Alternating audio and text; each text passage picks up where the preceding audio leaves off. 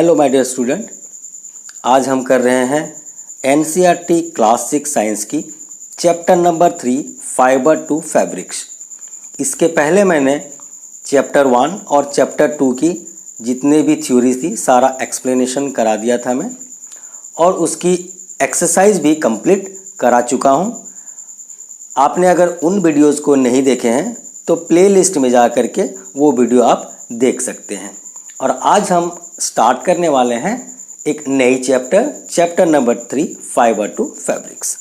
अगर आपको सुल्तान चंद पब्लिकेशंस की लखमीर सिंह द्वारा लिखे गए बुक की थ्योरी एक्सप्लेनेशन भी चाहिए तो वो भी आपको प्लेलिस्ट में अलग से मिल जाएंगे।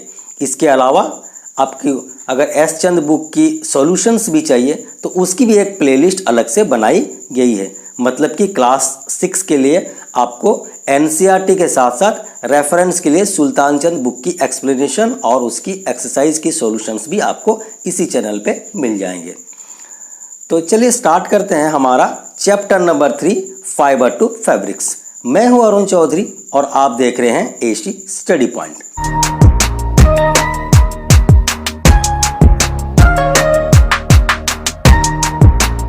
जैसे कि सबसे पहले स्टार्ट किया गया यहाँ पर इस सेंटेंस से, Paheli and Boojho won the first prize in a science quiz. Paheli और बूझो दो बच्चे हैं जिन्होंने पहला प्राइज प्राप्त किया उनकी साइंस क्विज में, जो कि उसके स्कूल में किया गया था। Quiz competition held in their school. They were very excited and decided to use the prize money to buy clothes for their parents.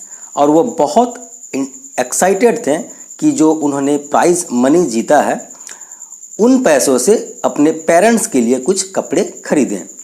When they saw a large variety of cloth material, they got confused. लेकिन जब वो दुकान पे गए, जब उन्होंने बहुत प्रकार के कपड़े देखे दुकानों में तो वो कंफ्यूज हो गए। The shopkeeper explained that some clothes or fabrics were cotton and some were synthetic.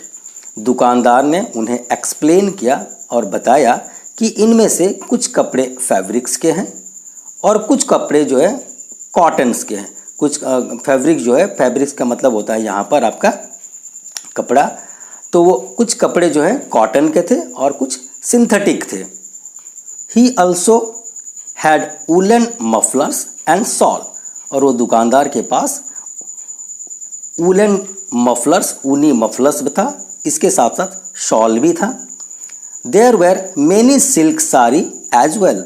और साथ ही बहुत सारे सिल्क के साड़ियाँ भी थी। पहेली एंड बूझो फेल्ट वेरी एक्साइटेड। पहेली और बूझो बहुत ही एक्साइटेड हुए, बहुत ही उतावले हुए। They touch and felt these different fabrics. और उन्होंने जो दुकानदार दिखाए उन्हें अलग अलग फैब्रिक्स को, उन्हें वो टच किए और महसूस किए अलग अलग कपड़ों को। Finally they bought a woollen muffler and a cotton. और अंत में उन्होंने वूलन मफलर, ऊनी मफलर और कॉटन साड़ी, सूती की साड़ी खरीदी।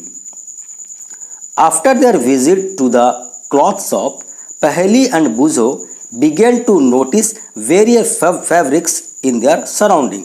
और दुकान विजिट करने के बाद, दुकान से आने के बाद पहेली और बूझो नोटिस करना शुरू कर दिए अलग अलग कपड़ों के जो उनके सराउंडिंग्स में थे। They found that bedsheet, blanket, curtains, table clothes, towels and dusters where made from different kind of fabrics. और वो अलग अलग जितने भी कॉटन थे और टेबल क्लॉथ्स थे, टॉवेल थे, सभी चीज़ को वो छू छू के महसूस करने लगे कि उनमें क्या अंतर है। अलग अलग काइंड्स ऑफ फैब्रिक्स को वो फील करना शुरू किया। Even their school bags and gunny bags were made from some kind of fabrics. यहाँ तक कि उनके जो स्कूल बैग्स थे और कोई जो जूट के बैग्स हैं वो भी अलग अलग फैब्रिक से बने हुए थे, ये उन्होंने महसूस किया।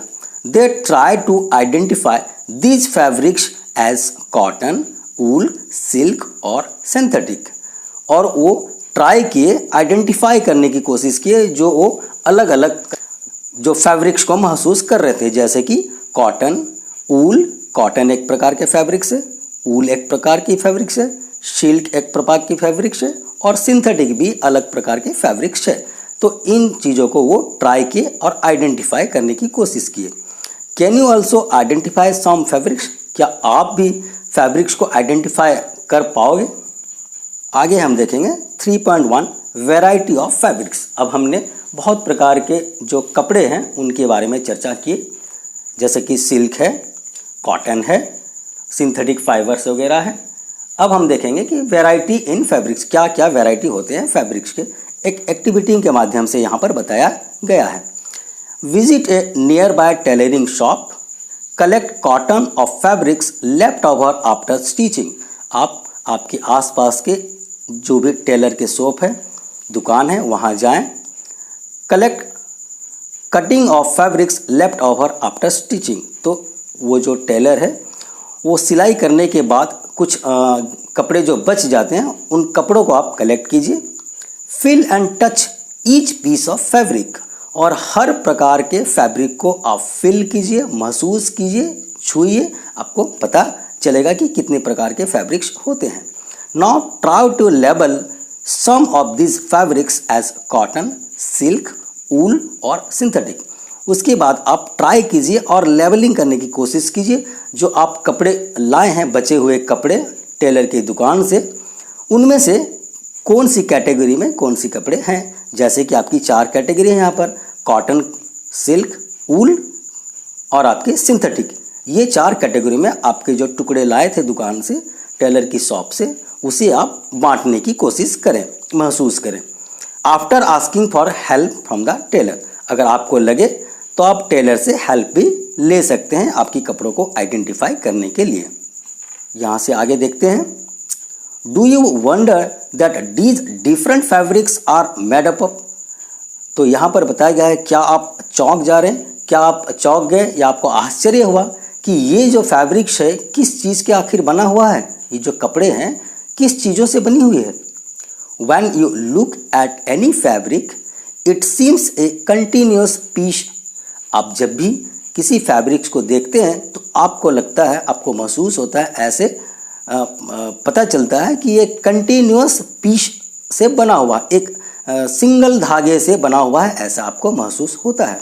Now look at it closely, पर आप फिर से इसे क्लोजली थोड़ा ऑब्जर्व करने की कोशिश कीजिए, ध्यान से इसे देखिए। What do you notice? आप इसमें क्या अंतर देखेंगे, इसमें क्या चीज़ आपको नज़र आएगी? इसी चीज़ को हम समझने की कोशिश करते हैं एक्टिविटी 2 के माध्यम से। Select a piece of cotton fabric you labelled in activity 1। इससे पहले आपने एक्टिविटी 1 में जिन प्रकार के कपड़ों को अलग अलग कैटेगरी बनाई थी, जैसे कि कुल 4 कैटेगरी आपने बनाए थे, तो उनमें से एक पीस कॉटन की लीजिए, कॉटन फैब्रिक की, और उसे ऑब्जर्व करने की कोशिश कीजिए। Now try to find a loose thread और yarn at one of the edges and pull it out. आप यहाँ से उस कॉटन से एक लूज जो थ्रेड है या फिर yarn कहें, उसी आप एक सिरे से निकालिए, वन एज से आप उसे पुल करके निकालिए, बाहर निकालिए, जैसे कि यहाँ पर बताया गया 3.3 फिगर में। आगे देखते हैं। If no loose yarn are visible, you can gently pull one out with a pin or needle. आपको अगर किसी लूज साइड नहीं मिल रहा जहाँ से कि आप धागे को निकाल सकें, तो आप बहुत बारीकी से जेंटली पुल आउट कीजिए उस धागे को पिन या नीडल की मदद से, सुई की मदद से आप धागा निकाल सकते हैं। We find that A fabric is made up of yarn arrange together. तो हमें ये पता चलेगा कि जो फैब्रिक है, जो कपड़ा है, वो बना हुआ है छोटे छोटे yarn को जोड़ करके। What are these yarns made up of? अब सवाल आती है कि ये जो फैब्रिक्स है वो तो yarn से बना है, लेकिन ये yarn जो है ये आखिर किन चीज़ों से बना हुआ है? इसका जवाब हमें 3.2 में मिलेगा। ये होता है हमारा फाइबर। इसे समझने की हम कोशिश करते हैं एक्टिविटी 3 के माध्यम से। Take out a yarn from a piece of cotton fabric. एक सूती कपड़े से आप एक yarn या धागा को निकालने की कोशिश करें। Place this piece of yarn on the table, और इस धागे को आप टेबल में रखिए। Now press one end of the yarn with your thumb, और आप इस yarn की एक सिरे को अपने अंगूठे से दबाएं। Stretch the other and of the yarn along its length with your nail as shown is figure 3.4। देखिए यहाँ पर आपकी 3.4 फिगर में एक तरफ आप एक अंगूठे से दबाएं और दूसरी तरफ आप उसे खींचने की कोशिश करें। जो पतले पतले धागे हैं उसके अंदर आपको दिखाई देंगे, उसे आप स्ट्रेच करके वहाँ पर आपकी नेल से उसे स्क्रैच कीजिए, जिस तरह कि आपको फिगर 3.4 में बताया गया है। Do you find that at this and the yarn splits off into thin strands? यहाँ पर आपको नज़र आएगा कि जब आप अंगूठे से या नेल से उसे स्क्रैच करेंगे तो वहाँ आपको पता चलेगा कि यह स्प्लिट हो जा रहा है कुछ और भी पतले पतले थिन स्ट्रैंड से, और कुछ पतले धागों जैसा वहाँ से आपको रेशा जैसा कुछ निकल रहा है। आगे देखते हैं यहाँ से। You might have observe something similar when you try to thread a needle, और इसी तरह की कुछ आप महसूस करते होंगे, ऐसे चीज़ों का सामना किए होंगे जब आप सुई में धागा डालने की कोशिश करते हैं।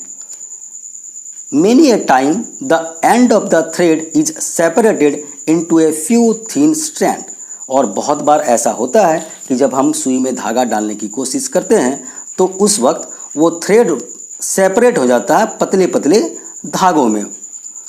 This make it difficult to pass the thread through the eye of the needle, और ये हमें बहुत परेशान करता है जब हम जो सुई की आँख होती है जिसमें हम धागा डालते हैं वहाँ डालते वक्त, क्योंकि वो एक जो सूता होता है वो अलग अलग और फैल जाके पतले पतले और सिरे में बदल जाता है।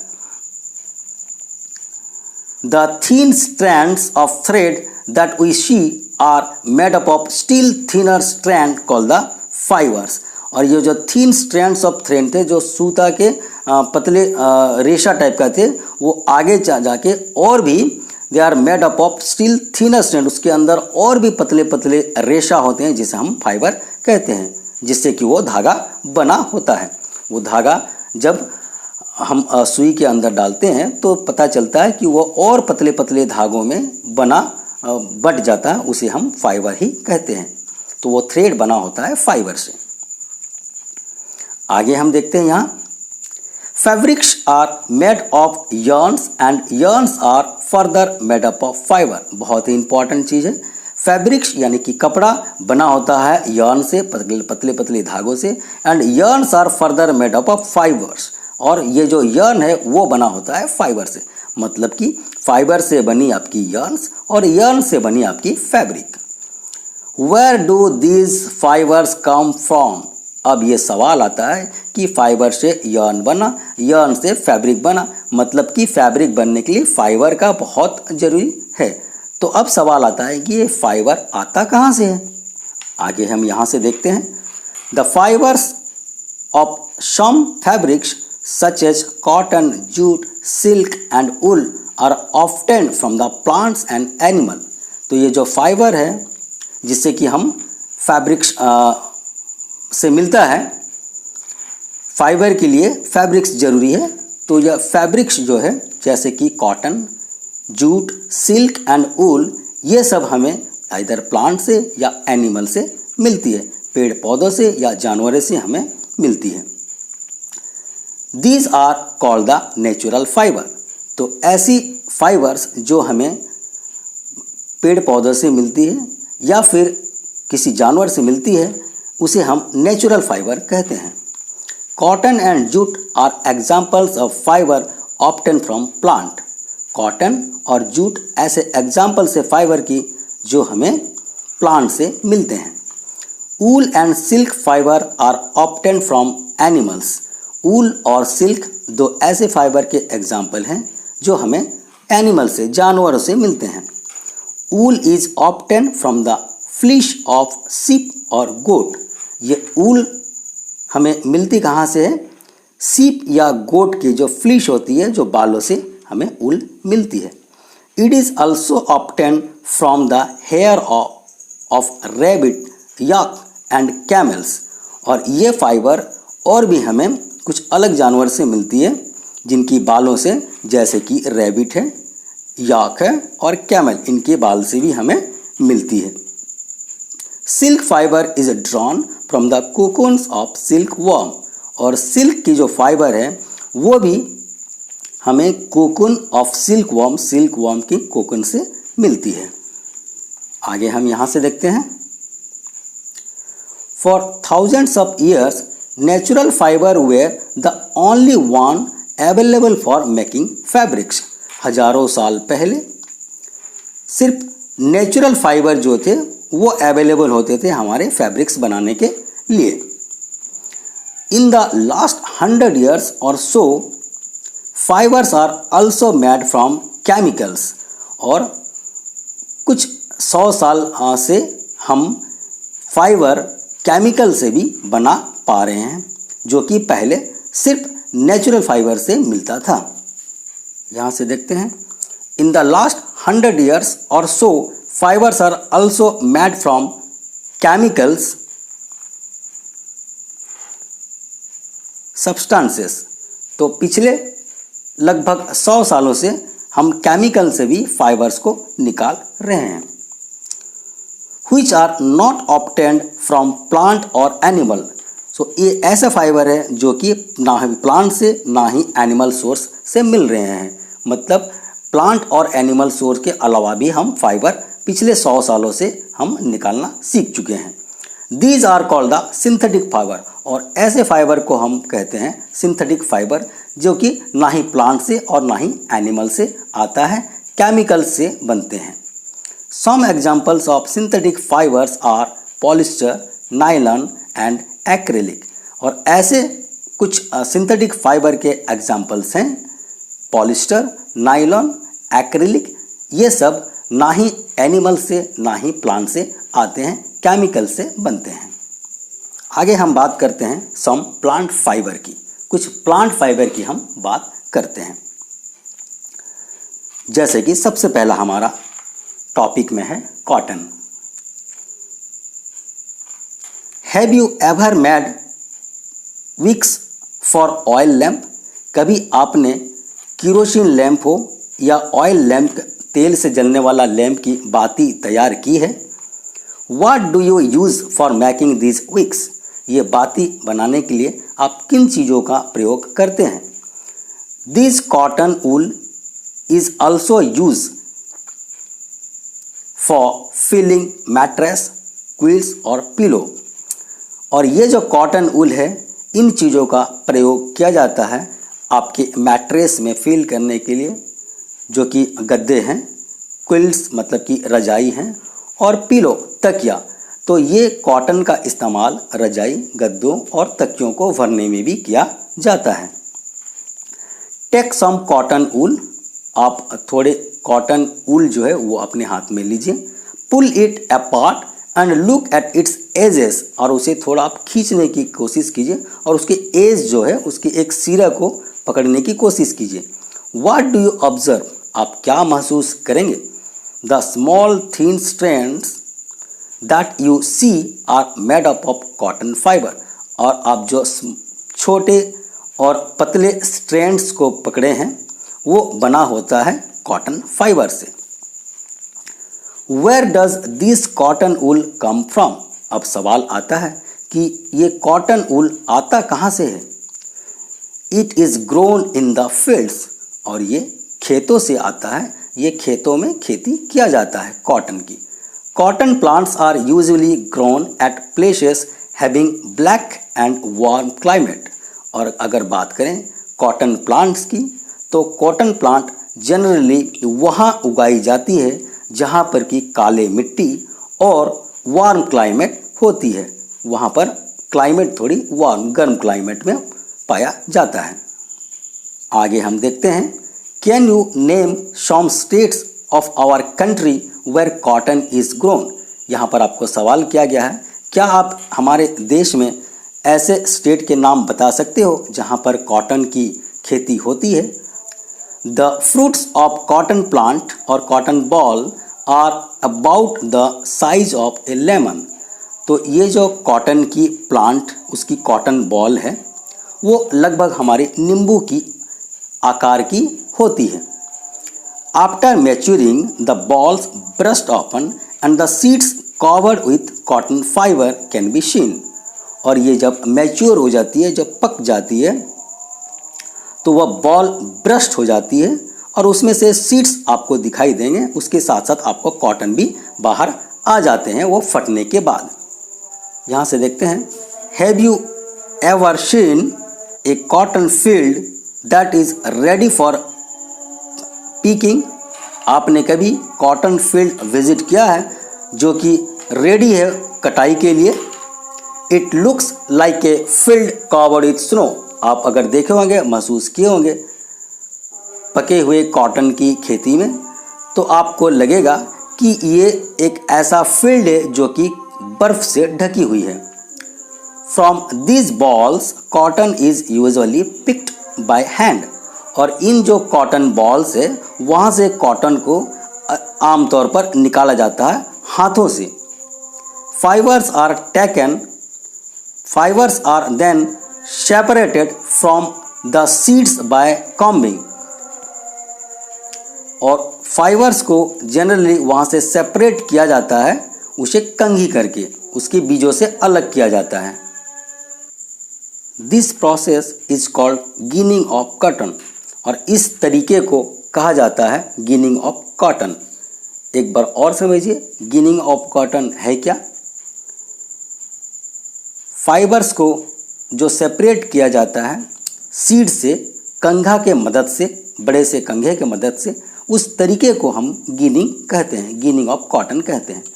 Ginning was traditionally done by hand. पहले ये जो गिनिंग होता था वो हाथों से जनरली किया जाता था। These days machines are also use for ginning. और आजकल मशीनों की मदद से ये गिनिंग प्रोसेस को किया जाता है। देखिए यहाँ पर ये हाथों के सहारों से यहाँ पर कॉटन को निकाला जा रहा है। आगे हम दूसरे टॉपिक देखते हैं, jute. Jute fibre is obtained from the stem of jute plant. Jute fibre आमतौर पर जूट प्लांट की तने से हमें मिलता है, जैसे कि 3.8 में आपको दिखाया गया है। देखिए इस तरह की। It is cultivated during the rainy season.